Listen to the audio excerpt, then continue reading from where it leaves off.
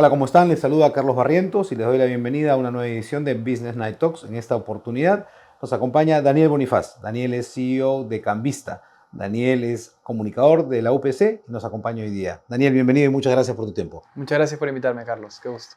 Daniel, empezaste tu carrera por el lado de marketing digital, muy relacionado a la carrera que has estudiado, para después irte ya al mundo de los startups, ¿no?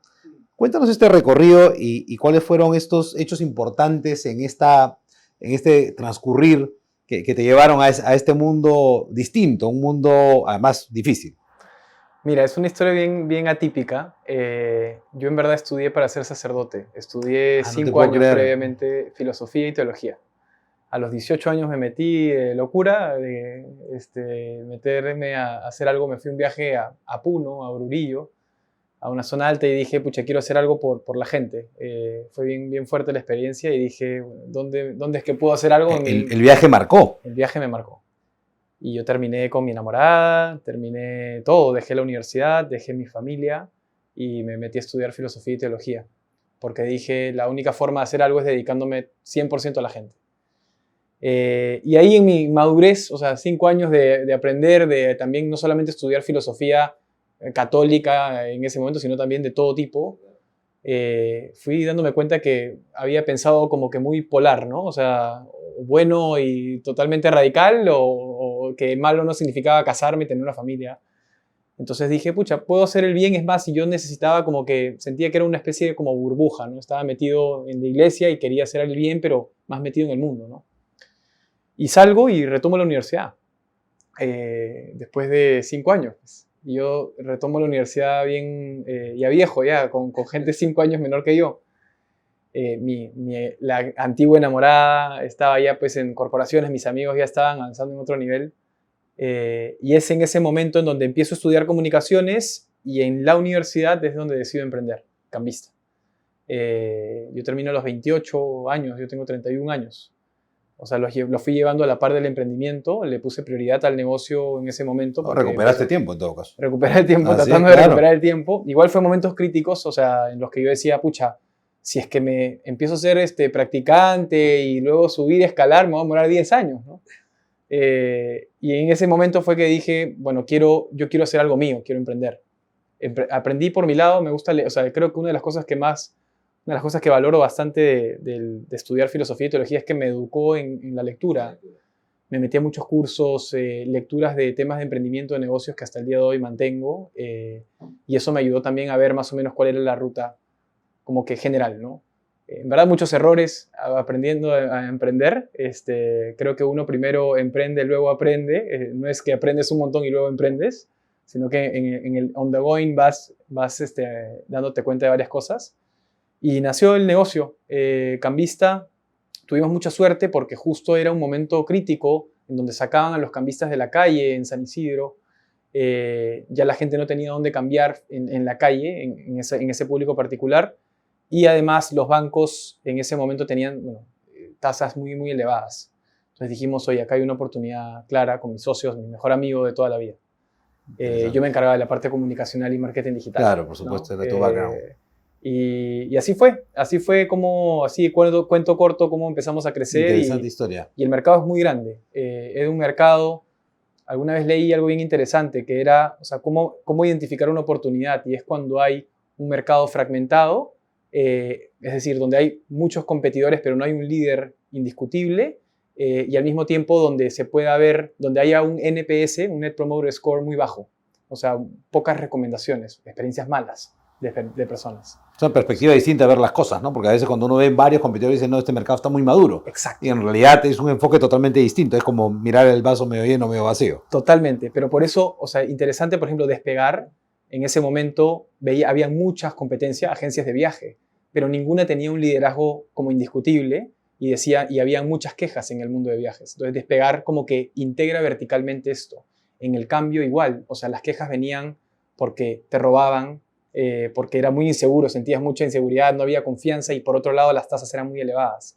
Entonces, en este mercado fragmentado había una opción de integrarlo verticalmente, ¿no? Interesante.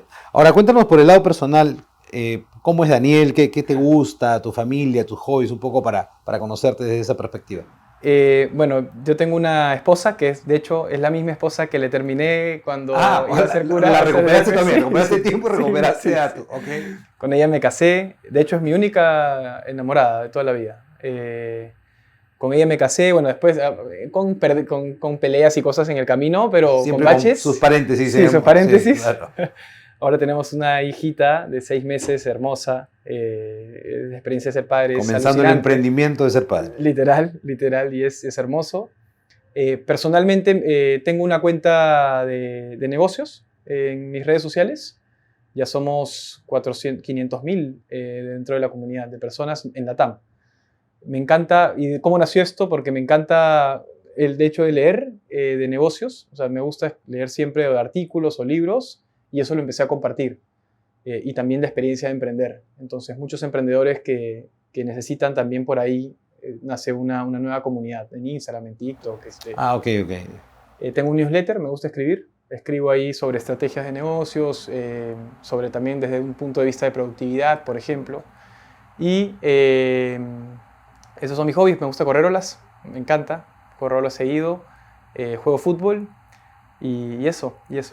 Ah, mira, qué interesante. ¿Y cómo has podido mantener el equilibrio ahora con esta nueva responsabilidad de ser padre y todas las cosas que dices que estás haciendo? Entonces, es complejo. Es complejo. De hecho, es una lucha de encontrar el balance. Creo que un gran aprendizaje que he tenido en mi vida y que sigo teniendo es que a veces como que tenemos falsas dicotomías, ¿no? Por un lado está el trabajo, por otro lado la vida personal, pero creo que se integran al final, cuando uno emprende. Sobre todo es más difícil cuando a ti te apasiona lo que haces, ¿no? Entonces te sientes obviamente muy bien con tu familia, pero también te gusta ir a trabajar. Exacto. ¿No? Exacto. Que además es un objetivo muy importante de todos, ¿no? Conseguir algo o trabajar en lo que te gusta. Sí, 100%. Hay un mantra que lo tengo ahí en todos lados en mi casa, que son como, o sea, donde encuentras sentido es en la intersección de 3 cosas, ¿no? Una es en ese tema de interés que genuinamente te apasiona. Por otro lado, en qué eres hábil y en dónde le entregas más valor al mundo, ¿no? Y si es que hay esa intersección de los 3, estás en el lugar correcto, dicen. Y creo que mi familia, o sea, mi esposa comparte mucho eso. Y, por ejemplo, yo no sé, hoy día he estado toda la mañana con mi esposa, fuimos a almorzar y creo que una vez que al comienzo sí uno dice, ¿no? Le dedica 60 horas para emprender a la semana, para no dedicarme 40 horas de mi vida semanalmente a trabajar. Entonces uno tiene esa libertad también en donde no se ve de manera como que separada, ¿no? Yo puedo trabajar de 7 a 10 de la noche, por ejemplo, o muy tempranito y tener espacios como que más tranquilos también dentro de mi familia, ¿no? Pero sí, igual es una lucha, o sea, no tengo la batalla resuelta igual, creo que sí es una lucha de ir balanceando también cuánto tiempo dedicarle a las cosas que son más importantes. Sí, porque hay estos mitos, ¿no? Cuando uno dice, no, cuando uno es empleado, trabajas, pues, en teoría, las 8 horas por 5, las 40 horas semanales, a veces, obviamente, la gente le da más horas, pero cuando eres emprendedor, trabajas 24/7, ¿no? Entonces, es más difícil encontrar ese balance, finalmente, ¿no? Pero qué bueno que las cosas... al final uno tiene que ir priorizando y encontrando esa intersección que acabas de mencionar, que es súper, súper relevante, ¿no? ¿Es difícil ser emprendedor? ¿Cómo definirías este journey al emprendimiento? Mira, creo que sí es difícil porque, o sea, tienes que tener, o sea, a ver, yo personalmente he probado mucho. En el sentido de que el emprendedor primero es un maker o un builder, le dicen, antes de tener un negocio. Entonces, tú quieres construir algo, ves un problema y quieres construirlo por tu propia, tomar el toro por las astas y construirlo. Y en ese sentido, como tú mismo tomas el toro por las astas, no tienes tanta experiencia, te golpeas tantas veces. Pero creo que yo creo que si no hubiera estado alineado el propósito que tenía detrás, que era el tema de la inseguridad, el tema de las tasas altas, el ahorro de las personas. Si no hubiera estado tan anclado eso, quizás hubiera renunciado. Pero si es que un emprendedor tiene eso claro en el fondo y sabe que está haciendo... yo estoy un poco en contra en que emprendas en algo que te apasiona, ¿ok? Puede que haya alguien que tenga la suerte de encontrarlo, pero a mí no es que me apasionaba cambiar plata. No era mi pasión hacer eso en la calle, ¿no? Pero si le encuentras un sentido a lo que haces, te da el temple para resistir. Pero es difícil. Porque tienes que tener mucha humildad en el sentido de, no sé, a mí me cierran las cuentas los bancos, En un punto me pedían tener un lugar físico para abrir el regulador. No sé, aparece un montón de competencia, cómo lo enfrentas. Entonces, hay una serie de hitos que no sabes a veces cómo manejar, pero uno lo va haciendo en el camino, ¿no? Nadie te enseña a liderar una empresa hasta que lo haces realmente. Y este camino tortuoso inicial que mencionas, estas caídas y levantadas, pues te comienza a generar competencias como la resiliencia, pues, y estar atrás hasta que lo consigues, ¿no? Y te hace mucho más fuerte para más adelante, ¿no? Yo creo que es importantísimo ese tema, ¿no? Sí, es súper importante. Yo creo que, o sea, es un balance también porque hay casos en los que yo también emprendí después de Cambista otro emprendimiento que se llamaba Paga Después, que era una plataforma que te permitía, cuando estabas en el e-commerce, te prestaba plata y te permitía pagar en cuotas sin intereses. Estaba súper bueno el negocio, o sea, en otros países Afterpay, Klarna son los referentes y funciona muy bien. Pero acá llegó la pandemia, morosidad aumenta, ¡pum!, tuve que cerrar. Los inversionistas que entraron y dije, uy, pusimos freno en mano. Pero lo que voy es que uno también tiene que saber cuándo como que renunciar y renunciar rápido para seguir y pivotear, ¿no? Creo que lo que nos caracteriza como emprendedores es que, uno, ¿no? el tema de querer experimentar, pero experimentar rápido y barato. Esas son las dos características. Tomar decisiones oportunamente, sobre todo. Y tú no, o sea, al final tú no controlas el mercado.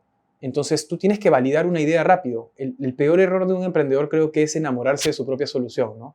Entonces, si tú agarras una idea y esta idea en verdad era como, ok, ¿la gente me transferirá primero su plata? ¿No? ¿Cómo hacemos para validar eso? Entonces, entre gente conocida, ni siquiera eran amigos, yo tenía cuenta en dólares, teníamos cuenta en dólares y en soles. Oye, transfiéreme primero y yo te transfiero al mejor precio de la calle. Y así fue. Y así validas una idea. Entonces, hay formas baratas y sin tanto riesgo de experimentar. El problema a veces que tenemos es que el emprendedor, si es que asume muchos riesgos, va a perder mucho tiempo, esfuerzo y dinero. Entonces, yo recomendaría que prueben en chico, barato y validen ideas hasta que le des a una y vas a construir sobre eso, ¿no? Se viene escuchando mucho de las fintechs y el desarrollo de ellas en el mercado, ¿no? Cuéntanos un poco para que todos tengamos el concepto de una fintech. Mira, una fintech sí es un nombre fancy, ¿no? Pero son servicios financieros apalancados en tecnología, ¿no? Una empresa financiera como es una casa de cambio o un banco ofrece tipo de cambio a las personas con mucho equipo y obviamente la estructura de costos hace que el precio final sea muy alto para el cliente, ¿no? Una fintech te permite ofrecer un servicio financiero un poco más especializado quizás, o no necesariamente eso, hay bancos ahora digitales, pero apalancados en tecnología, automatizando ciertos procesos para que ese costo sea más bajo y por ende el servicio final mejor, ¿no? Y el precio final mejor. En el caso de Cambista fue así. O sea, hoy en día, no sé, somos 50 personas en el equipo porque ya son bastantes operaciones, porque es un proceso semi-automatizado. Todavía no hay Open Banking en el país. El Open Banking es que los bancos liberan los puentes de ingreso a su plataforma para que empresas puedan colgarse de esas APIs. Hoy en día no hay eso. De hecho, en Europa es una ley que los bancos sí o sí tienen que abrir porque la data no son de los bancos, sino son de las personas y las personas deciden qué hacer con ella. ¿Y estamos caminando hacia eso? Estamos caminando hacia eso. No sé en cuánto tiempo llegará, pero la tendencia es que en algún momento facilitaría mucho las cosas. El tema es que en el país, con los bancos tengo alianzas, pero lo que voy es que hay pocos jugadores en el mercado a nivel financiero en el país. Y a veces yo creo que hay un tema de, oye, ¿cuál es el papel de la banca en el futuro, ¿no? La banca va a querer digitalizarse, o sea, tienes casos interesantísimos como Yape y va a querer estar ahí, pero siento que la banca es como los cruceros grandes o los Titanics y las fintechs vienen a ser estas lanchitas que te permiten llegar a las islas, ¿no? Tienen 100 años en el mercado y todavía el Perú no está tan bancarizado, ¿no? Entonces, ¿cuál es ese papel de la banca de apoyo, de colaboración con las fintechs? Y creo que ese es el reto que se viene. Ahora, en el mundo de la tecnología, el COVID pues, nos hizo acelerar todos los proyectos, todos los procesos tecnológicos, digitalización, en fin. Creo que ha sido la parte buena del COVID, ¿no? ¿Cómo has visto esta transformación del mundo tecnológico en el Perú específicamente? Además de las fintechs, en general, ¿cómo lo has podido observar? Mira, yo sí creo, o sea, hay un análisis, de hecho, que leí de Kaufman Foundation que decía que aceleró 10 años hacia el futuro el COVID. A nivel de e-commerce en general, por ejemplo, la cantidad de negocios de ventas digitales que nacieron. De hecho, te comentaba antes de la entrevista que invertí en un Shopify para emprendedoras mujeres. Se llama Tiendada. Le vi una oportunidad ahí grande, ya están en México, ya están en todos los países de LATAM. Y fue un buen acierto porque mucha gente... O sea, ¿qué pasa con la tecnología? Que poco a poco la tecnología se va a ir democratizando. Es decir, ya no es que tienes que saber codificar para crear algún producto digital. Ahora existe la famosa tendencia del no-code, que es que tú puedes crear una página web con plantillas y cosas sin necesidad de saber el código específico. Y como se va a empezar a democratizar la tecnología, la gente va a empezar a crear más, a construir más por su propio lado, ¿no? Y creo que por ahí va a haber muchísima oportunidad de crecimiento. Y ha habido crecimiento. No sé, mi esposa misma renunció a su trabajo en Alicorp para emprender y puso su tienda digital en Shopify y ya está haciendo lo mismo que ganaba en sueldo en pocos meses. Entonces, creo que Ambos son emprendedores. Ambos somos emprendedores y ella recién. Entonces, la oportunidad de apalancarnos en tecnología va a hacer que muchas personas peruanas crezcan, ¿no? Y no solamente a nivel de emprendimiento, sino creo también a nivel de corporación. O sea, la corporación es de estos famosos intraemprendimientos que hay dentro de los negocios grandes, también hay mucha oportunidad, ¿no?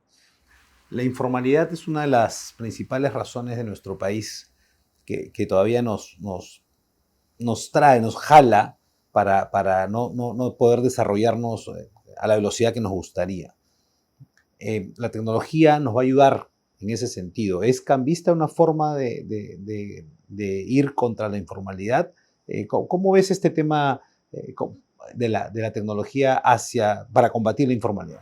Mira, yo pasé por un proceso de aprendizaje muy, muy, muy bueno dentro de Cambista porque, a ver, la regulación, como las empresas grandes, no sé, las universidades, los bancos, por más que quieran, la tecnología va a avanzar mucho más rápido y hay cierta inercia, ¿no? ¿Qué pasa? Que en el caso de Cambista, la regulación hizo una adenda para que existan las casas de cambio virtuales. Pero era una adenda, no es que han hecho una regulación para las casas de cambio digitales. Y como estaba adaptada y pensada para ¿cómo se llama?, para personas de a pie, simplemente, por ejemplo, te pongo un caso, te piden presentar tu DNI. ¿Qué hacen las casas de cambio digitales y muchas de las que existen? Te piden escrito tu DNI.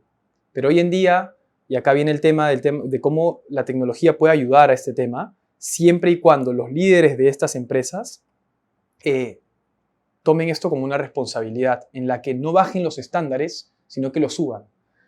Si yo me quedo con el estándar de presentar DNI, van a empezar a haber casos de fraude y de robos de identidad. Pero si yo, por ejemplo, agarro y digo, oye, ¿cómo están haciendo en Europa? Ok, están validando la identidad, viendo prueba de vida, validando con el documento particularmente. Entonces, creo eso y elevas el estándar.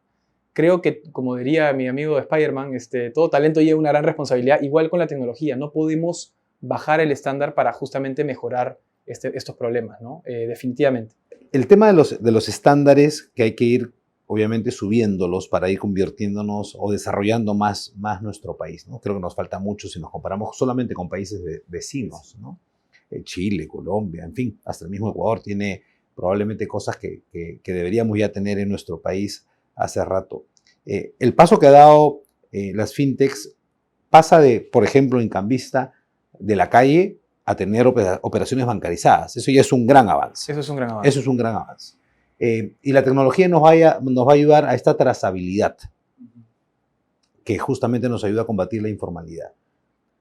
Toda tecnología, nueva tecnología, todo este mundo de la startup, además tiene un gran componente que se llama la innovación. Tú has sido considerado dentro de los rankings Forbes como una de las personas más innovadoras del año 2021. ¿Cómo hacemos para tener más ideas innovadoras? ¿Cómo hacemos para que todas las generaciones que están hoy manejando el país, creciendo en su desarrollo, incorporen la innovación dentro de sus empresas y de las decisiones que vamos a ir tomando? Andrés Oppenheimer tiene un libro buenazo que se llama Crear o Morir. Me encantó el libro porque él hizo un experimento sobre por qué Latinoamérica no, le falta innovación, porque no hay, por ejemplo, tantas patentes como en Asia, en Europa. Y él se fue a Silicon Valley un día y se dio cuenta de algo interesante, que es que las personas, cuando hablaban de sus fracasos, como que se ufanaban, ¿no? Decían, oye, mira, he fracasado en 7 y voy por mi 8º emprendimiento. Y hizo este estudio en donde decía, oye, creo que la innovación es porque la cultura latinoamericana tiene poca tolerancia al fracaso. Y, y yo lo vinculo mucho con mi experiencia cuando estaba en el colegio, por ejemplo, ¿no? Este miedo que a veces uno tenía cuando el profesor decía, oye, ¿entendieron? Alguien no entendió, que levante la mano, y ese miedo de no querer levantar la mano porque dices, oye, qué sonso por no entender. La cultura del castigo. La cultura del castigo. Y la presión social por no... Fuerte, claro. Muy fuerte. Yo creo que si es que no cambiamos esa cultura en las empresas, en las corporaciones, en las que justamente dices, oye, no va a haber este prejuicio o este castigo si es que te equivocas, si es que fallas, creo que eso va a hacer que florezca muchas más ideas nuevas, ¿no? En Cambista trato de generarlo así, y el liderazgo que trato de llevar dentro de la empresa es eso. O sea, oye, ok, equivoquémonos rápido, pero experimentemos, creemos nuevas cosas, ¿no? Y si es que la gente siente esa libertad de poder hacerlo, no van a tener ese techo que los frene para hacerlo, ¿no? Tiene que ver mucho también con el tema de la humildad, ¿no? Cómo aprendemos de nuestras caídas, ¿no? A veces creemos, no, yo no me puedo equivocar, ¿no? Equivócate, pero aprende rápido y levántate rápido para que justamente llegues al objetivo que te has propuesto, ¿no?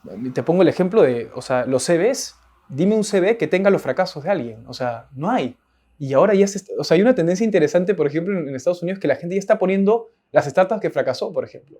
Y hoy en día tú pones eso y es, oye, ¿qué es esto, no? Pero creo que más que todo hay que fomentar una cultura de reflexión en la que, oye, ok, te equivocaste, pero prefiero que me digas qué pasó para que no volverlo a hacer, ¿no? Además, todo el mundo sabe que nos equivocamos. O sea, es falso que alguien pueda decir, no, yo nunca me equivoqué, ¿no? Entonces, hay que ser conscientes de eso y sacar lo mejor de esas experiencias, ¿no? Totalmente, totalmente.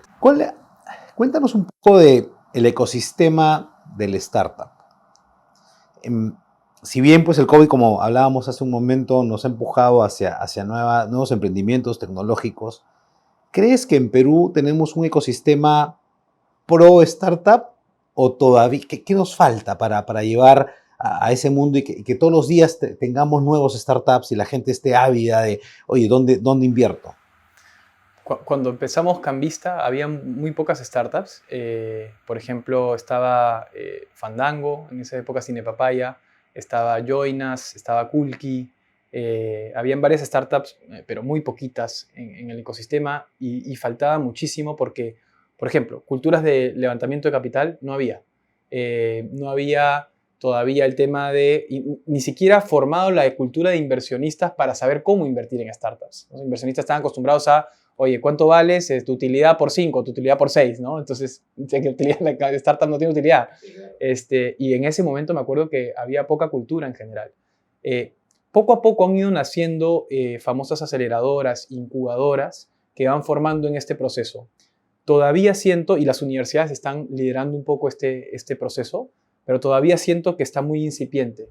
¿Son esfuerzos todavía muy aislados? Muy aislados, muy separados, en los que incluso creo que debería, o sea, hay universidades que están dando la hora quizás, no sé, un UTEC Ventures, el mismo UPC ha generado una buena, y por ahí nosotros nos aceleramos, ha empezado a generar buenas sinergias. Sin embargo, todavía siento que falta un esfuerzo más colaborativo. En este mismo libro que habla Oppenheimer, decía, ¿por qué la cultura culinaria tuvo éxito? Y es porque empezaron a unirse los restaurantes en distintas cosas. Cuando, por ejemplo, combatir con el tema de la veda. O sea, creo que falta una cultura de colaboración, y algo que yo pienso aparte es el tráfico, por ejemplo, el peruano en general, es una muestra de cómo yo estoy buscando por mi propio interés llegar más rápido a un lugar y que el otro no tiene mucho que ver. Creo que falta una cultura colaborativa en donde, oye, yo sé que si colaboro contigo vamos a hacer crecer el pastel. Quizás nos falta un líder, como lo tuvo el mundo gastronómico. Efectivamente, el autor dice que fue un líder interesantísimo, pero yo sí creo que, o sea, de todas maneras falta liderazgo. Falta un liderazgo más generoso, más colaborativo, pero también falta que cada persona, creo que tome responsabilidad por sí misma de que, o sea, y dejar de alguna manera, no sé, en mi caso con emprendimientos veo mucho y asesoro a emprendedores que dicen, tengo esta idea y no la quiero compartir porque me la van a robar. Y en verdad, oye, las ideas están sobrevaloradas, hay que compartirlas, hay que generar y se van a generar sinergias, ¿no? Ese miedo, esa restricción creo que también parte de cada uno de empezar a liberar, ¿no? No lo sé, no sé si falta un líder, pero yo sí creo que falta un sentido de colaboración y que creo que nos vamos a dar cuenta cuando empiecen a haber casos de éxito que sean liderados por eso. Por ejemplo, yo personalmente con Cambista, mi plan es crear una banca digital sin ser banco, pero la forma en que voy a llegar a eso no es haciéndolo por mi propio esfuerzo, o sea, es empezar a agarrar, oye, tú haces factoring, tú haces inversión de fondos mutuos, que ahora estoy en este proyecto, se llama Flip, hagamos sociedad. Y por eso creamos esta plataforma de fondos mutuos, porque era una empresa administradora de fondos que era buena, que daba buenos rendimientos, y le dijimos, oye, la gente que cambia dinero normalmente la usa para invertir, porque invierte en dólares. ¿Por qué no hacemos un partnership? ¿No? Y así fue que nace Flip. Y así creo que con esas colaboraciones es donde vamos a generar también ese ejemplo para que la gente diga, oye, yo colaboro y no pierdo nada, sino que gano más, ¿no? Siempre se dice que los contextos adversos nos empujan a la innovación, a pensar fuera de la caja, ¿no? Y Perú, por supuesto, es un permanente contexto complejo más ahora que antes probablemente. ¿Crees que los peruanos tenemos ese ingrediente adicional de pensar fuera de la caja y que somos súper ingeniosos? ¿Que nos la creemos en todo caso? Mira, yo creo que sí. De hecho, Arellano dice que somos el país más emprendedor del mundo, ¿no? Y creo que es una mezcla, ¿eh? O sea, yo sí creo que somos emprendedores y usamos los recursos que tenemos para ser creativos, pero al mismo tiempo nos acompaña todavía estas raíces que nos jalan hacia abajo, como la informalidad, el tema de la ley del más fuerte y una serie de cosas culturales que nos atan todavía, ¿no? Sí creo que, o sea, que yo, por ejemplo, mi socio se quiere ir a vivir a Europa, ¿no? Yo, personalmente, para mí, si una vez tienes éxito una vez con un negocio, ya como que la ves más clara en cuanto a las problemáticas que hay. Creo que el país es un cúmulo de oportunidades, porque hay tantos servicios que se pueden mejorar que no me mudaría todavía del país, porque se puede hacer mucho aquí.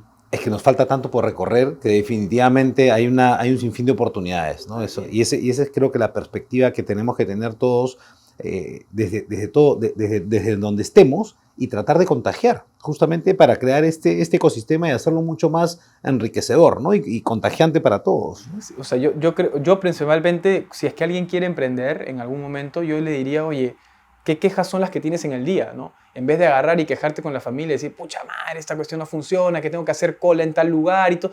En vez de quejarte, hay una oportunidad. Si tú la tienes, puedes tenerla a alguien a tu alrededor. Entonces, esta mirada de que entiendas los problemas como buenas oportunidades, creo que va a generar que haya más negocios de todas maneras sostenibles, ¿no? Mencionaste llevar Cambista a la banca digital.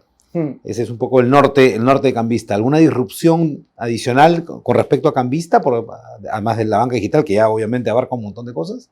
Mira, los siguientes pasos de Cambista está esta alianza con Flip, ¿no? Que es la gente que cambia su plata tiene la opción de invertir su plata. Mi siguiente paso es, ahorita acabo de crear un bot en WhatsApp que tú le pones el gasto y le pones la categoría, ¿ya? Y el bot te va diciendo cuánto estás respetando tu presupuesto, cuánto puedes gastar al día y en qué estás gastando tu plata. Entonces, yo lo que quiero hacer es, yo quiero mejorar las finanzas personales de las personas para que sean más libres, más independientes. Ese es el propósito de Cambista. Entonces, te voy a dar ahorro en el cambio, te voy a dar una buena opción para invertir y eso lo quiero convertir a un wallet en donde la gente pueda ahorrar su plata ahí, mantenerla invertida y también gastarla en el extranjero, ¿no? Usarla para el extranjero. Entonces, y ahí empiezo a abrir nuevos servicios, préstamos y otros más. Ese es un poco el norte que tengo con Cambista. Qué interesante el propósito que has mencionado, ¿no? Porque antes hablaba solamente de la misión y la visión de la compañía y hoy se sobrepone el propósito. Y el propósito de la compañía, tú lo has mencionado muy bien, hacer que la gente pueda tener más libertad, ¿no? A través del ahorro que tú estás generando en estas nuevas iniciativas tecnológicas. Además de Flip y de Cambista, me mencionaste My Good Week. Sí, sí, Cuéntanos un poco de este emprendimiento. Fue una locura y creo que eso, o sea, los invito también a veces uno dice, ¿no? Y esto se repite siempre, Daniel, quiero emprender en algo tecnológico, pero no encuentro un programador. Y a veces no nos damos cuenta que estamos en un mundo que ya es plano, o sea, que ya puedes contactar a cualquier persona. Este es un newsletter que yo leía de tecnología que se llama Indie Hackers y veo una solución que se llama My Good Week. Yo soy fan del tema de productividad y hábitos, ¿ya? Me gusta mucho el tema y me metí, la estudié y la cosa es que lo que hace la plataforma es traquea los hábitos que tienes agendados en tu calendario y te dice, te pones una meta y dice cuánto estás cumpliendo la meta, ya sea en ejercicios, en dormir, en horas de trabajo, etc. Tú decides que te agendas en el calendario y solamente la plataforma te lo lee. Y qué interesante. Entonces grabé un contenido contando de esta plataforma a mi gente y empezó a llegar usuarios. Y esta persona, que era un programador que vive en Tokio, ruso, me agradece por Twitter por el contenido porque le habían llegado varios usuarios. Yo le digo, oye, me gusta mucho la plataforma, ¿qué te parece si trabajamos juntos, no? Yo me encargo de la parte de comunicación y tú ves la parte del producto. Y ya, me dijo, o sea, muy abierto, ya hagámoslo, probemos. Al final vamos a ir como que dándonos a nivel de acciones lo justo en base a lo que podamos impactar en el negocio. Y así fue. Y ahora somos socios 50-50 y hemos creado una plataforma que ya tiene 5.000 usuarios activos y está funcionando súper. Y no es una plataforma que solamente se adapta a Perú, sino tenemos costarricenses, tenemos gente de Tokio, tenemos gente de Estados Unidos, México. Entonces, es bacán la plataforma. Te traquea tus usos y costumbres y te va dando alarmas de acuerdo a objetivos. Todavía no es un app, ahorita es solamente web. Cuando Ok. tenga el app sí te voy a dar alarmas. Ah, Y no ok. solamente le voy a meter alarmas, sino voy a poner la parte social. Por ejemplo, tú te agendas 3 veces a la semana, te pones una meta de 3 veces a la semana de ejercicios. Y yo te voy a decir, oye, las personas en promedio se agendan 2, así que está súper bien, ¿no? Como que la parte motivacional para el hábito también es importante, saber que otra persona tiene hábitos como tú. Y también te voy a decir, oye, las personas en promedio que se agendaron ejercicios también se agendan, no sé, citas en el nutricionista.